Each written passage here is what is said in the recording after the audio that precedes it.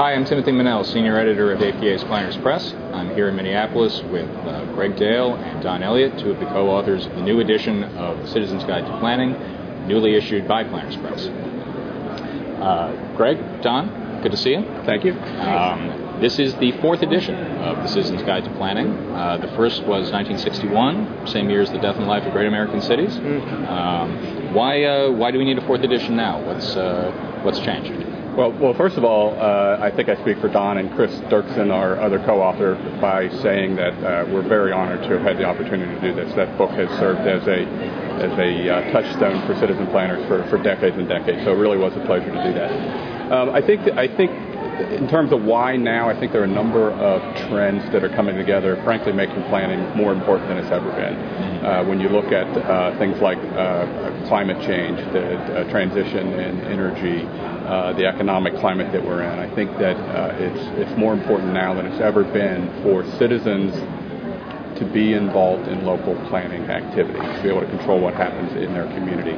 So what we tried to do in this book is to make it a jargon-free book to show citizens how they can engage in their community and how they can do it in a positive and an ethical and in a productive way. So we tried to give them the understanding of why it's important to plan, how to implement the plan, how to behave ethically, and just prepare them to be able to jump into the local planning process. Fantastic. We're finding that, in areas of climate change and energy conservation and renewable resources, the citizens are really ready to engage in this. As a matter of fact, it's one of these cases where the citizens are ready to lead. Now we got to bring the leaders on. Oh, really? So citizens are driving a lot of the more interesting things that are happening, but we thought this could help them in figuring out how to do that most effectively. It's a way to show them how to get engaged. It's a how-to. How do you get engaged? Okay. Do you think that very often you hear complaints of people saying, what can I do?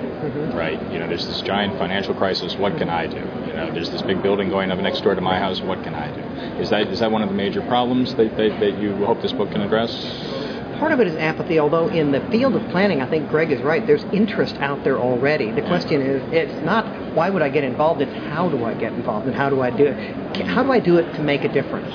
We make the point in the book that lots of citizens are appointed to panels, but among those, some of them surface as the ones who are effective. They get it, they understand it, and we'd like to raise a crop of planners who can do that. They're the ones you turn to and say, well, he gets it. How are we going to understand this? And I think the other thing that's going on is that with all the things that are going on in the country and around the globe that are frankly just a little overwhelming to people, and I think people feel a little bit powerless in some ways, and showing people how they can get engaged in a local community and make a difference where they live, I think can give some sense of empowerment, and I think there's also a sense in these times of uncertainty and frankly lack of the ability to predict what's going to happen, is to kind of return to the basics of things like family, of course, but also in terms of community, the sense of belonging to someplace, the sense of having a sense of place and camaraderie and community. I think it's particularly important